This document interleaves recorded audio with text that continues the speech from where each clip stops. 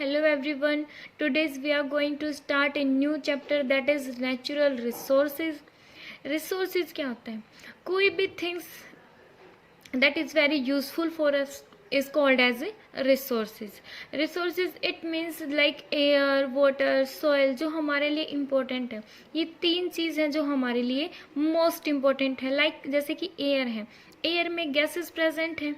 Okay, group of gases हैं like carbon dioxide, oxygen, nitrogen, water vapours. ठीक है, तो जिसमें से जो ऑक्सीजन है हम ब्रीथ करने में यूज़ करते हैं, कार्बन डाइऑक्साइड है प्लांट्स यूज़ करते हैं जिससे वो अपना फूड सिंथेसाइज करते हैं. ओके, एंड नाइट्रोजन है वो भी सॉइल में कुछ बैक्टीरियाज होते हैं जो सॉइल एनवायरनमेंट के नाइट्रोजन को सॉइल में फिक्स कर देते हैं, और जो नाइट्रोजन है वो इनडायरेक्ट रूप से प्लांट यूज़ करते हैं. ठीक है, और हम यूज़ करते हैं जो भी वो फूड सिंथेसाइज करते हैं उससे. ठीक है, अब और जो वाटर है, water one of the most necessary things जिसको हम ड्रिंकिंग पर्पज़ में यूज़ करते हैं. आपको पता है जो क्लीन वाटर है उसकी क्या इम्पोर्टेंस है हमारी लाइफ में. Next is soil. सॉइल जो सॉलिड पार्ट होता है अर्थ का उसको हम क्या बोलते हैं, वो क्या होती है सॉइल जिसमें हमारे जो प्लांट्स हैं वो ग्रो करते हैं.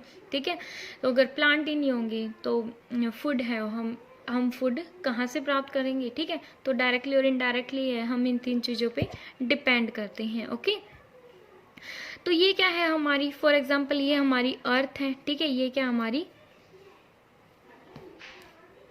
अर्थ. ठीक है, अर्थ में जो सॉलिड पार्ट है that is called like soil. ठीक है, उसको हम बोलते हैं लिथोस्फीयर. एंड जो वाटर अर्थ पे पर जहाँ पे भी वाटर प्रेजेंट है उसको हम बोलते हैं हाइड्रो. हाइड्रो का मीनिंग होता है वाटर. ठीक है, उसको बोलते हैं हम हाइड्रोस्फीयर. ठीक है, सॉलिड पार्ट को हम बोलते हैं लिथोस्फीयर, लिक्विड पार्ट को हम बोलते हैं हाइड्रोस्फीयर. और जो इसके आसपास में अर्थ के आसपास में जो भी हवा चल रही है, जो भी एयर प्रेजेंट है उसको हम बोलते हैं एटमॉस्फेयर. ठीक है, तो अर्थ पर इन्हीं तीनों चीज़ों की वजह से अर्थ पे इन तीनों चीज़ों की वजह से जो अर्थ है वो लिविंग कंडीशन क्रिएट करता है. ठीक है, जिसकी वजह से जो लिविंग क्रिएचर है यहाँ पे रह सकते हैं. ठीक है, तो इसलिए इन तीनों चीज़ों की वजह से ही अर्थ को क्या बोलते हैं, बायोस्फीयर. क्या बोलते हैं, बायोस्फीयर. ठीक है, बायोस्फीयर क्या होता है, it is the unit that comprise of earth crust. Definition देखो, बायोस्फीयर क्या होता है, बायोस्फीयर इज द यूनिट, ये वो यूनिट है that comprises of the earth crust and the atmosphere in which we live. इसका मतलब क्या है, जो भी हमारी अर्थ है, जो भी हमारा ये प्लानट है अर्थ, इसकी 3 कोर होती हैं. कितनी कोर होती हैं, 3 कोर्स होती हैं. ठीक है, that is called as first is crust, mantle and core. ठीक है, लाइक ये क्या है, हमारी क्रस्ट है.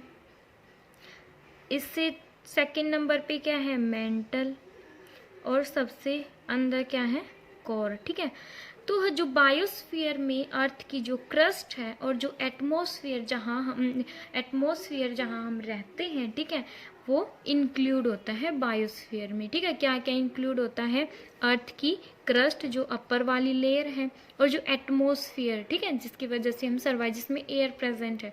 ठीक है, तो बायोस्फीयर में ये दोनों चीज़ें इंक्लूड होती हैं. ठीक है, अब जो ये बायोस्फीयर है इसकी 3 लेयर होती हैं. ठीक है, अगेन जो बायोस्फीयर है उसकी 3 लेयर्स होती हैं.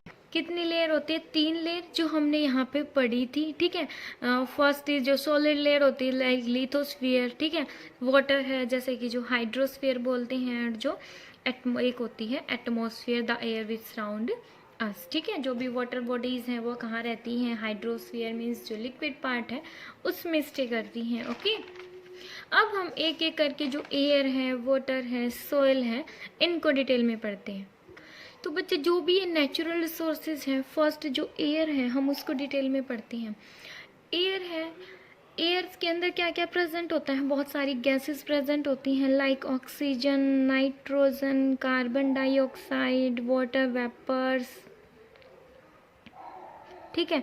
तो जो एयर है, एयर की इम्पोर्टेंस ये नहीं है कि ओनली ऑक्सीजन प्रोवाइड करना, nitrogen, carbon dioxide, water vapours provide करना, बल्कि इसकी इम्पोर्टेंस और भी बहुत ज़्यादा है, ठीक है। कैसे?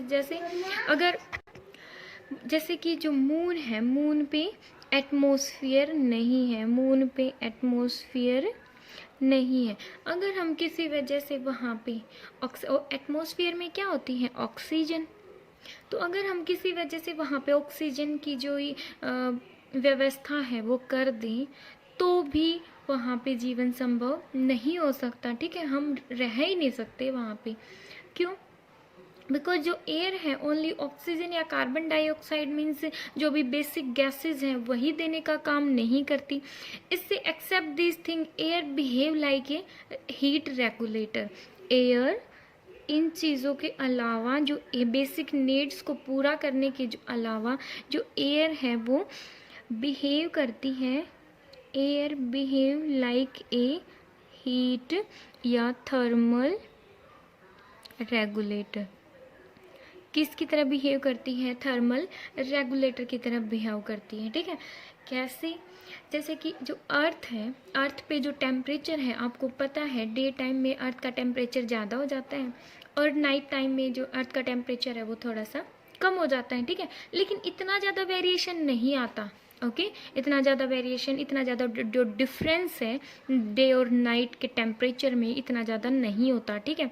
लेकिन अगर आप मून की बात करो तो मून पे जो बहुत जो टेम्परेचर वेरिएशन है, टेम्परेचर डिफरेंस है, वो बहुत ज़्यादा होता है। कैसे? अगर सन से जो डिस्टेंस है दोनों की, मून की एंड अर्थ की, वो क्या है? ऑलमोस्ट सेम डिस्टेंस पे। बोथ क्या है? Both are at the same distance from sun. दोनों क्या है? सेम डिस्टेंस पे हैं सन से, लेकिन फिर भी अर्थ पे जो टेम्परेचर वेरिएशन है बहुत लो है या लेस है, जबकि मून पे जो टेम्परेचर डिफरेंस है वो बहुत ज़्यादा है। डे टाइम में अगर हम डे टाइम की बात करें तो जो टेम्परेचर है मून पे वो होता है 100 डिग्री सेल्सियस या फिर 110 डिग्री सेल्सियस के अराउंड होता है। लेकिन अगर हम नाइट टाइम की बात करें तो नाइट टाइम में टेम्परेचर होता है -199 डिग्री सेल्सियस या -200 degree Celsius. That is a huge difference, okay.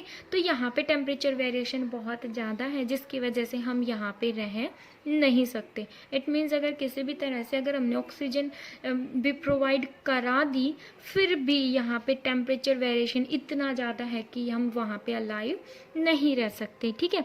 तो इसलिए हम कह सकते हैं कि जो एयर है वो ओनली बेसिक नीड्स को नहीं, बल्कि और इससे अलावा भी बहुत ज़्यादा इम्पोर्टेंस है इसकी। ये एक थर्मल रेगुलेटर की तरह बिहेव करता है। कैसे? बिकॉज ये क्या होता है? Air is a bad conductor of heat. Air is a bad conductor of heat. Heat का क्या होता है? बैड कंडक्टर होता है, ठीक है। मीन्स ज़्यादा हीट को ना तो अपने अर्थ के अंदर एंट्री करने देता है और ना जो अर्थ की जो हीट है उसको बाहर जाने देता है, जिसकी वजह से ये as a heat regulator behave करता है, ठीक है। तो ये हमारे लिए क्या है? एक बहुत बड़ा एडवांटेज है एटमॉस्फेयर का, ठीक है, एयर का, ठीक है, जो क्या है? एक बैड कंडक्टर है हीट का, ठीक है। तो इसलिए आपको समझ आ गया कि एयर है हमारी बेसिक नीड्स के साथ साथ टेम्परेचर को भी मेंटेन करके रखता है, ठीक है। अर्थ के टेम्परेचर को मेंटेन करके रखता है, ठीक है। फिर नेक्स्ट इज वाटर। वाटर की क्या क्या इम्पोर्टेंस है? वाटर की इम्पोर्टेंस तो मे भी आप जानते ही हो। वाटर के बिना तो हम जीवित ही नहीं रह सकते। लाइक जैसे एयर जितनी ज़्यादा ज़रूरी है हमारे लिए, उतना ही ज़्यादा वाटर है। क्लीन वाटर की कितनी इम्पोर्टेंस हमारी लाइफ में, वो भी आप जानते हो, ठीक है। तो ये तो बताने की आई थिंक ज़रूरत नहीं है। सोइल, सोइल भी भाई उतनी ही ज़्यादा इम्पोर्टेंट है। कैसे? अगर सोइल नहीं होगी तो प्लांट्स नहीं होंगे, और अगर प्लांट्स नहीं होंगे तो भी जो फूड है, फूड नहीं मिलेगा हमें, हम सरवाइव नहीं कर पाएंगे। फूड किससे मिलता है? प्लांट से मिलता है। जो भी फ्रूट्स वगैरह हैं, वेजिटेबल्स वगैरह हैं, जो एनिमल्स हैं, वो सभी तो इसी पे डिपेंड करते हैं, ओके। तो जो भी चीज़ें हैं तो फूड जो प्लांट्स है वो अपना फूड सिंथेसाइज ही नहीं कर पाएंगे। समझ आए? तो सोइल भी क्या है, one of the most important things है। एक्चुअली तीनों चीज़ें ही हमारे लिए बहुत ज़्यादा नेसेसरी हैं। तो डायरेक्टली और इनडायरेक्टली हम किस पे डिपेंड करते हैं, नेचुरल रिसोर्सेज पे डिपेंड करते हैं। ओके, लेकिन हमने आज के टाइम पे क्या किया, हमें तो प्रकृति ने जो भी नेचर है हमें तो क्या, उसने हमें क्या दिया, रिसोर्सेज दिए, बट हमने उनको क्या किया, हमने उसको पोल्यूट कर दिया, हमने उसके अंदर पोल्यूशन फिलअप कर दिया, भर दिया। ठीक है, हमने उसको खराब कर दिया ना। आज के टाइम पे एयर पोल्यूशन कितना है आपको पता है, वाटर पोल्यूशन कितने ज़्यादा अमाउंट में है, सॉइल पोल्यूशन कितना है। ओके, तो पोल्यूशन क्या होता है अब, ठीक है। Next topic is what is pollution.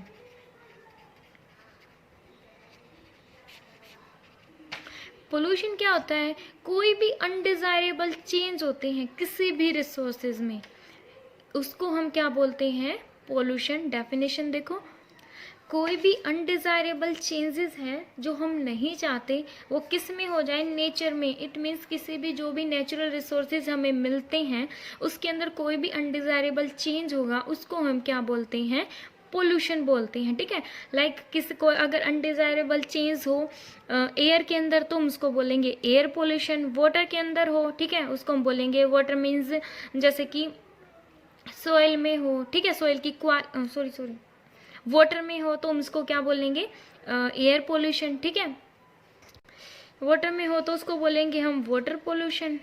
Okay, and soil की क्वालिटी में हो तो उसको बोलेंगे हम सोइल पोल्यूशन बोलेंगे। ठीक है, या फिर सोइल में अगर पोल्यूशन हो तो उसको सोइल पोल्यूशन या फिर हम लैंड पोल्यूशन भी बोल सकते हैं। ओके, अब जो पोल्यूशन है वो होता कैसे है, उसको क्रिएट कौन करता है, मीन्स कौन सी ऐसी गैसेज या कौन सी ऐसी थिंग्स हैं हमारी एनवायरनमेंट में जिससे पोल्यूशन होता है। ठीक है, तो वो जो भी जिन थिंग्स से पोल्यूशन होता है उसको बोलते हैं हम पोल्यूटेंट्स, उनको बोलते हैं पोल्यूटेंट्स। पोल्यूटेंट्स क्या होते हैं, थिंग्स दैट क्योज पोल्यूशन, वो थिंग्स जिससे जो पोल्यूशन क्रिएट करती हैं। ठीक है, उसको हम बोलते हैं पोल्यूटेंट्स। ओके, जैसे कि अगर हम एयर पोल्यूशन की बात करें, अगर हम एयर पोल्यूशन की बात करें तो जो भी एयर के अंदर हम ऐड करते हैं, ठीक है, जैसे कि carbon dioxide, nitrogen dioxide, sulphur dioxide या फिर CFC या फिर CO। ठीक है, ये किसकी वजह से होती हैं, ये ड्यू टू कंबशन। जब भी हम कंबशन या फिर बर्निंग, जब भी हम किसी सब्सटेंस को जलाते हैं, ठीक है, तो उसकी वजह से ये जो गैसेस हैं वो रिलीज होती हैं। ओके, कार्बन डाइऑक्साइड जैसे व्हीकल्स वगैरह में जो भी है हमारे कोल हैं, पेट्रोलियम है, जो भी पेट्रोल डीजल है, इनसे क्या रिलीज होता है, या फिर कोई भी पेज वगैरह, कोई भी कुछ भी हम कोई भी मैटर है, लकड़ी है, वो किसी भी थिंग्स को अगर हम बर्न करते हैं ना, जलाते हैं, तो उसमें से कार्बन डाइऑक्साइड गैस रिलीज होती है। Okay, nitrogen dioxide, sulphur dioxide अगर ये वाटर इसमें एयर में मिल जाते हैं, ठीक है, तो एसिड रेन का भी कारण बनते हैं। ये तो एसिड रेन होता है इनकी वजह से। ठीक है, जिसका जो बहुत ज़्यादा डेंजरस इफेक्ट पड़ता है एनिमल्स पे, हमारी सॉइल पे। CFC क्या होती है, CFC होती है जो भी रेफ्रिजरेटर में आप यूज़ करते हो, किस में यूज करते हो, रेफ्रिजरेटर में। ठीक है, क्लोरोफ्लोरोकार्बन यूज़ की जाती है, लेकिन आज के टाइम पे इसका अल्टरनेट ढूंढा गया है। ठीक है, अल्टरनेट हम यूज़ करते हैं इसका। और जो AC, जो हमारा एयर कंडीशनर होता है AC, उसके अंदर भी हम CFC का यूज़ करते हैं। ये नेक्स्ट इज कार्बन मोनोऑक्साइड। ये क्या है, एक बिग पोल्यूटेंट है। ये क्या है, एक बिग पोल्यूटेंट है जिसका बिल्कुल डायरेक्ट अफेक्ट होता है हमारी बॉडी के ऊपर। ठीक है, अगर जो कार्बन मोनोऑक्साइड है कब रिलीज होती है, due to incomplete combustion of fuel, complete combustion of fuel. जो कोई भी फ्यूल्स है लाइक वुड, कोयल, किसी भी वुड या मीन्स किसी भी फ्यूल का जब इनकम्प्लीट बर्न होता है, वो अच्छे से बर्न नहीं हो पाता, तो उसमें से कार्बन मोनोऑक्साइड रिलीज होती है। जैसे आपने सुना होगा, जैसे अंगीठी वगैरह जला के सर्दी के टाइम में सो जाते हैं कई बार, और जो विंडो है उनको क्लोज कर देते हैं, तो जो कार्बन मोनोऑक्साइड है उसकी बहुत ज़्यादा कैपेसिटी होती है ब्लड में जो हीमोग्लोबिन है उसके साथ रिएक्ट करने की। तो जो हीमोग्लोबिन है वो कार्बन मोनोऑक्साइड को पिक करता है, ठीक है, वहाँ से, और डायरेक्ट हमारे शेल्स में भेज देता है, ठीक है, जिससे हमारे मीन्स इसका जो डेंजरस इफेक्ट है वो हमारे माइंड पर भी हो सकता है। और इसका अगर कंटिन्यूस अमाउंट में जो कार्बन मोनोऑक्साइड है हम इनहेल करते रहे तो उससे क्या होगा, उससे कोई भी पर्सन है उसकी डेथ तक हो जाती है, ठीक है। तो ये बहुत ज़्यादा बिग पोल्यूटेंट है जो पोल्यूशन क्रिएट करती है। क्लोरोफ्लोरोकार्बन है, इसका क्या इफेक्ट पड़ता है, जो हमारी ओजोन लेयर है वो बिल्कुल डिप्लीट होती जा रही है, उसकी जो ये लेयर है वो बिल्कुल पतली होती जा रही है, ठीक है। अगर हम डायरेक्ट जो एसी या रेफ्रिजरेटर में जो CFC है उसका यूज़ करते रहें तो जो ओजोन लेयर है, जो हमें यूवी रेडिएशन, सन से जो डेंजरस यूवी रेडिएशंस आती हैं उससे हमें प्रोटेक्ट करती है। तो अगर वही वीक हो गई तो CFC इससे हमें प्रोटेक्ट, जो यूवी रेडिएशंस हैं उससे हमें प्रोटेक्ट कौन करेगा, ठीक है। तो जो ये नाइट्रोजन डाइऑक्साइड, सल्फर डाइऑक्साइड है, इसकी वजह से क्या होता है, एसिड रेन होती है, ठीक है।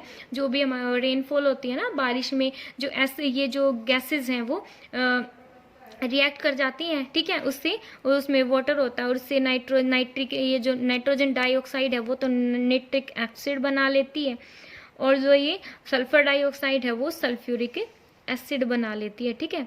सल्फ्यूरिक एसिड जो एक बहुत ज़्यादा डेंजरस एसिड है, ठीक है, बहुत ज़्यादा स्ट्रॉन्ग एसिड है, ओके।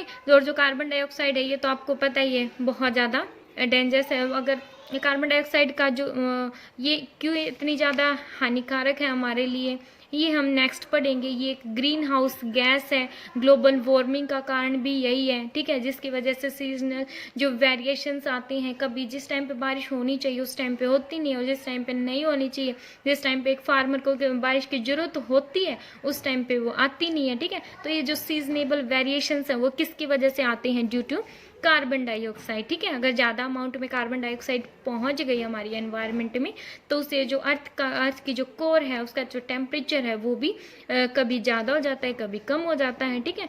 तो आगे नेक्स्ट हम पढ़ेंगे कार्बन डाइऑक्साइड की वजह से जो ग्लोबल वार्मिंग है वो कैसे होती है, सीजनल वेरिएशंस कैसे आते हैं।